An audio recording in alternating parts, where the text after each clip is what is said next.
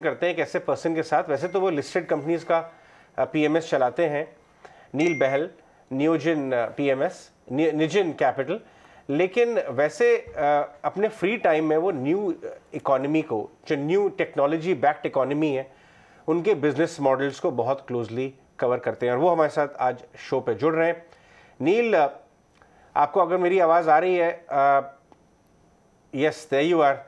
आपके पीछे एक बहुत ही इंटरेस्टिंग फोटोग्राफ है, एक एस्ट्रोनॉट है जो वर्ल्ड की तरफ देख रहा है। मुझे लगता है कि जिस हिसाब से हमारे हमारे बैक होम जो टोनी स्टार्क हैं हमारे, उनकी इनकम उनकी जो नेटवर्थ है वो 3x हो गई ओल्ड इकोनॉमी इन्वेस्टर बफेट के कंपैरिजन में, जिनको हम स्टडी करते हुए आज 15-20 साल से स्टडी कर रहे हैं। आई थिंक इलॉन मस्क कि बिजनेस मॉडल को या एज अ पर्सन को इतना ज़्यादा क्लोजली स्टडी नहीं किया गया है और शायद इसीलिए वो अंडर ओन्ड रह गए और एक तरफ वन साइडेड वेल्थ क्रिएट कर रहे हैं। और आप एक ऐसे इन्वेस्टर हैं जो न्यू इकोनॉमी को, न्यू एज कंपनीज के बिजनेस मॉडल को, सबको बहुत क्लोजली ट्रैक करते हैं। आपको लगता है अगर एक बास्केट बना के चला जाए, so over next 10 years new economy stocks irrespective of their profitability outlook will out perform old economy stocks? इसका सवाल ही नहीं है। 100% ये समय है न्यू इकोनॉमी स्टॉक का। और इंटरनेट और इंटरनेट रेवोल्यूशन जो है वो अभी चालू हो चुका है और हमको अभी इन्वेस्टर्स, हम जो बात करते हैं कि बिजनेस को चेंज करना है, अभी इन्वेस्टर्स को भी चेंज करना है।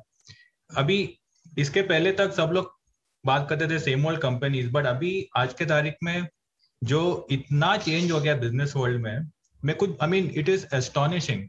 मतलब मैं इतना लिखता हूँ, मैं रीड करता हूँ, बट लाइफ में ऐसे पहले बार ऐसा लग रहा है कि मुझे ट्रैक कर नहीं पा रहा हूँ मैं कि दुनिया में हो क्या रहा है। इतना चेंज, इतना रेवोल्यूशन, इतना इनोवेशन। तो बहुत ही बढ़िया टाइम है इन्वेस्टर के लिए, जो जिनकी आंखें खुली है और जो देख सकते हैं कि क्या हो रहा है दुनिया में। राइट। नील, एक और सवाल, आपने पोर्टफोलियो का पार्ट कौन सी कंपनीज को इस न्यू इकोनॉमी में ऑलरेडी बनाना शुरू कर दिया है? व्हेन आई से portfolio, not only listed portfolio but unlisted portfolio में भी आपने किस तरह के फ्लेवर्स ऑलरेडी ऐड करना शुरू कर दिए? तो देखिए, जो न्यू इकोनॉमी है बेसिकली हमको इंटरनेट के अराउंड प्ले करना है। और इंटरनेट के अराउंड जो बेसिकली जो आजकल आप ही सोचिए कि आप और मैं आफ्टर द पैंडेमिक स्टार्टेड, अब आज हम लोग कितना टाइम हमारे फोन पे है compare to pre pandemic time. Almost double हो गया होगा, कई लोगों का डबल से ज्यादा हो गया होगा। तो बेसिकली अराउंड म्यूजिक स्ट्रीमिंग, जो कंपनी जो लाइसेंसेस का ओन करते हैं for the music that can be played on YouTube, उनका अच्छा खासा इनकम आता है। ई स्पोर्ट्स, बेसिकली गेमिंग, या फिनटेक, जो फिनटेक में भी कितने सारे नए चीज निकल रहे, जैसे कि bye now pay letter. Bye now pay letter में फिलहाल कोई कंपनी तो लिस्टेड है नहीं, बट अभी एक आईपीओ आने वाला है, जैसे कि मोबीक्विक, जो सब लोग नाइका, सब लोग जोमैटो, कार ट्रेड और बाकी सारे टेक्नोलॉजी कंपनीज के बारे में बात कर रहे हैं, बट डार्क हॉर्स तो मोबीक्विक है। बिकॉज अगर मोबीक्विक ने अगर अंडर राइटिंग बराबर से की तो उनके लिए तो sky is the limit in terms of growth prospects. So by now pay later in this thing, e commerce, video commerce तो बहुत ही इंपॉर्टेंट न्यू डेवलपमेंट हो रहा है, जो चाइना में लीड है। ऑलमोस्ट चाइना में 70% ऑफ जो भी ई कॉमर्स के सेल हो रहे हैं is link to video commerce. So India में तो ये स्टार्ट हुआ नहीं है, पर इंडिया में स्टार्ट होगा। सो अ कंपनी जो ये सेक्टर में ज्यादा अच्छा करेगा, वो we will have no option but to own Nykaa. Nykaa भी फिलहाल ये सेक्टर में काफी अच्छा काम कर रहा है, and Nykaa potentially is India's most important company, emerging company right now. उसका पता नहीं अगले 5 साल, 10 साल, 15 साल क्या कर सकता है नाइका। सो ये सारे सेक्टर में हमने इन्वेस्ट करके रखा है। और बहुत इंपॉर्टेंट है इन्वेस्टर्स के लिए कि खाली लिस्टेड स्पेस ना देखे, बट इवन स्टार्टअप स्पेस में देखे। स्टार्टअप्स में भी बहुत सारे अपॉर्चुनिटीज है आज के तारीख में। राइट, बिल्कुल। तो नील हमसे बात कर रहे हैं। नील, आप हमारे साथ बने रहे, जुड़े हुए हैं। नील, जैसे भी आप कह रहे थे ना कि न्यू एज वाले जो शेयर्स हैं काफ़ी चलेंगे, और अजय ने बहुत अच्छे से पॉइंट आउट किया कि अब दो अलग अलग इकोनॉमी हैं, दो अलग अलग सोच हैं, अलग अलग शेयर्स हैं, अलग अलग मार्केट्स हैं। पेटीएम भी आ रहा है, पेटीएम का आईपीओ भी खुला है। काफ़ी सारे इन्वेस्टर्स ये कहते हैं कि वैल्यूएशन थोड़ी सी हाई है, जैसे जोमेटो के केस में हुआ है ना, कि वो लिस्टिंग के बाद ज़्यादा नहीं चल पाया। पेटीएम पे आपका व्यू पॉइंट क्या है? इसको लिस्टिंग गेन के लिए रखना चाहिए या फिर आगे भी रखना चाहिए, अच्छे गेन्स मिलेंगे हमको? देखिए, पेटीएम में तो हमारा कुछ व्यू है नहीं, हमारा भी एक आइडिया क्लियर है। जो हमको टेक सेक्टर में इन्वेस्टमेंट करना है वो प्रॉफिटेबल कंपनीज में इन्वेस्ट करना है। जैसे कि नायका प्रॉफिटेबल कंपनी है, सो नायका में अगर आपको एक्सपेंसिव वैल्यूएशन भर के कुछ चीज आपको बाय करना ही है तो आप कुछ नायका जैसे चीज खरीदिए। Paytm on the other hand, I will personally wait जब तक उनका प्रॉफिटेबिलिटी आता है, भले थोड़े ऊपर में मिल जाए बट प्रॉफिटेबिलिटी आएगा उसके बाद हम खरीदेंगे। करेक्ट। नील, अभी आप थोड़ी देर पहले हमें बात कर रहे थे जिस तरह से कि न्यू एज सेक्टर्स की, चाहे म्यूजिक स्ट्रीमिंग हो, यहाँ आपको समझ आता है यहाँ फ्यूचर शुड लाई। इसके अलावा फिनटेक सेक्टर आपको कैसा लगता है, चाहे वो कार्ड लेंडिंग से हो, लोन लेंडिंग से हो, ये सेक्टर आपको कैसा पसंद आता है? और यहाँ पर अगर आप अपनी कोई रिसर्च डिटेल्स हमसे शेयर कर पाए। Fintech is a very interesting sector. यहाँ पर क्या ना, इसमें कोई लिमिट नहीं है ग्रो करने के लिए। बेसिकली अगर कंपनी के पास एबिलिटी है, अंडरराइट अच्छे से करें, तो इसमें कुछ वॉल नहीं आएगा। फॉर एग्जांपल अगर आप कुछ बेच रहे हो, कुछ प्रोडक्ट बेच रहे हो, तो हमेशा एक सेल्स में एक वॉल आ जाता है कि उसके बाद ग्रो करना डिफिकल्ट है। बट फिनटेक में क्या है कि अगर आपके पास एबिलिटी है, आपके पास डेटा है कस्टमर्स का, अगर आपका ऐप अच्छा है, तो आपका sky is the limit in terms of growth. So fintech में एक बहुत ही नई वेरी इंपॉर्टेंट इमर्जिंग एरिया जो है, जो आजकल काफी लोग बात कर रहे हैं, is a bye now pay letter category, BNPL बोलते हैं उसको। This is completely disrupting the credit card industry. Australia में लास्ट ईयर लाइफ में first time credit card issuance 4% घटे। Australia is one of the pioneers of buy now pay later. और ये जो पूरे वर्ल्ड ओवर जो हम देखते हैं बाय नाउ पे लेटर में जो वेल्थ क्रिएशन हुई है, जो अमेरिकन कंपनीज है, जो European companies, they have gone from zero to something like 20 billion, 30 billion, 40 billion in valuation in the last 3 to 4 years। तो ये सब अभी इंडिया में होने वाला है। सो फिनटेक में इन्वेस्टर्स को काफी नजर रखना है। ऑफ कोर्स ये जो है, जो मैं बोल रहा हूँ, जो इंडस्ट्री है वो चलने वाला है, बट उसमें अभी हमको आइडेंटिफाई करना है कि कौन से स्टॉक अच्छे से लेंड कर पाए। सो जो फर्स्ट आने वाला है, जो pure bye now pay letter category का IPO होगा, वो होगा मोबीक्विक। अभी मुझे ये नहीं मालूम कि मोबीक्विक लेंडिंग कैसे कर पाएगा, अच्छा कर पाएगा कि नहीं, बट अगर वो अच्छा कर पाएगा लेंडिंग, तो MobiKwik will be hands down winner in the tech space.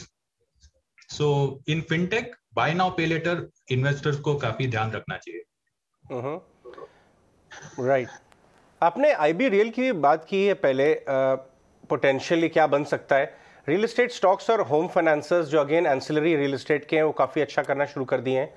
आपको क्या पोटेंशियल लगता है कंपनी के स्टॉक का नहीं, but what can it become in terms of size? एक बार ये एम्बेसी के साथ मर्ज करते हैं, जो इन्होंने डिटेल प्रेजेंटेशन अपने लेटेस्ट रिजल्ट रिलीज के साथ भी एक्सचेंज पे डाला था।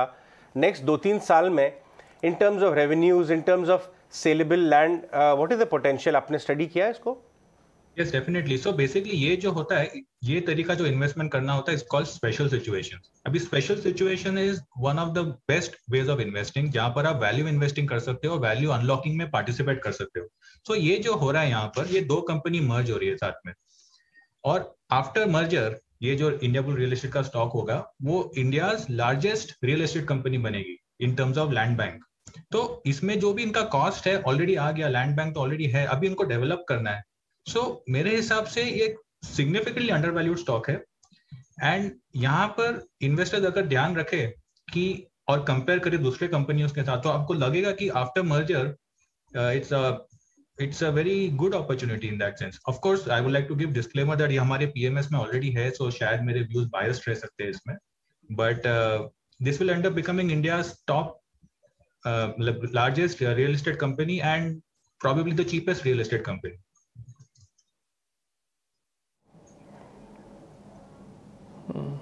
नील, एक चीज़ और इम्पॉर्टेंट है समझना आपसे। जैसे अजय ने 2 हिस्सों में बांटा था ना इकॉनमी में, ओल्ड इकॉनमी में भी जा रहा हूँ।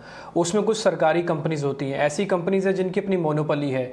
आपको पता है, जैसे एकदम से कोयले के दाम बढ़े तो कोल इंडिया पे सबकी नज़र हुई और अच्छा पैसा भी बना के दिया in the terms of a price. क्या ओल्ड इकॉनमी में भी कोई शेयर आपको ऐसा लग रहा है कि मोनोपोलिस्टिक नेचर है, सरकारी है, लेकिन फिर भी अच्छा है, यहाँ पर फिर भी आप बने रहो, भले इसमें गवर्नमेंट मोनेटाइजिंग करे चाहे नहीं करे?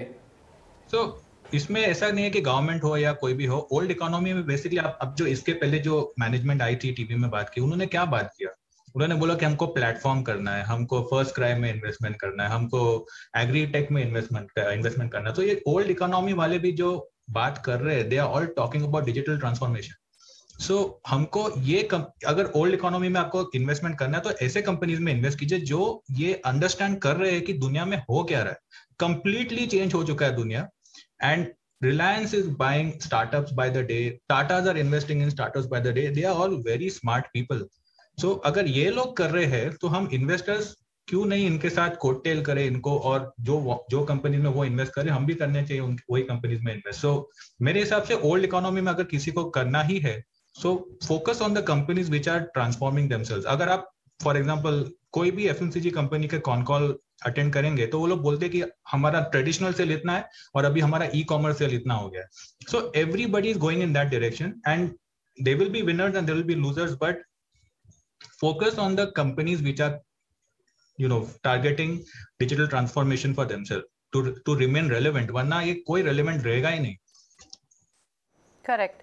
Neil, since we understand आपका जो core thinking process है that lies in future and forward looking की अगर हम बात करें तो ऐसी कौन सी themes हैं जिनको आप further study कर रहे हैं? For example, अगर इंडिया का investment climate की बात करें या फिर climate change जो एक बड़ी theme है, उस पर अगर आपका ध्यान गया हो, क्या ऐसी कंपनियां जो रिन्यूएबल एनर्जी पर, क्लीन एनर्जी पर, नॉन कार्बन एमिशन पर, इस पर फोकस करती हैं, इस सेक्टर में अगर आपकी कहीं रिसर्च हुई हो? तो ये तो इट्स अ नो ब्रेनर, ये तो होना ही है, बिकॉज दिस इज जो दुनिया में करंटली हो रहा है वो अनसस्टेनेबल है। एट सम पॉइंट कुछ ना कुछ तो होगा ही। So in that sense renewable energy में तो पुश काफी आएगा ही, जो इलेक्ट्रिक व्हीकल्स के जो चार्जिंग पॉइंट्स होंगे उसमें भी काफी पुश आएगा। तो ये सेक्टर में अपॉर्चुनिटी तो बहुत है, बट एक रिस्क है कि टेक्नोलॉजिकल एडवांसमेंट इसमें बहुत है। तो आज जो कंपनी इसमें अच्छी कर रही है शायद अगले 3-4 साल में अच्छी नहीं करेगी। तो we need to be in company जहां पर लॉन्जेविटी हमको है कि वेल यू नो कि यहाँ पर आगे जाके कुछ डिस्ट्रप्शन नहीं होगा। सो इन रिन्यूएबल सेक्टर हमको इतना इंटरेस्ट नहीं है। I know that renewable sector as a whole बहुत ही अच्छा करेगा, पर उसमें कंपनीज बदलते रहेंगे। So from time to time we will have to take a view कि कौन अच्छा कर रहा है कौन नहीं कर रहा है। So but I cannot give you a long term sense on this. Right, all right Neil, whatever sense you've given for us, it is quite educative and enlightening. Thank you so much आज हमारे साथ 18 और स्वदेश से बात करने के लिए। फिर बात होगी। Thank you for having me. Thank you for having me. Thanks Neil. वो नील बहल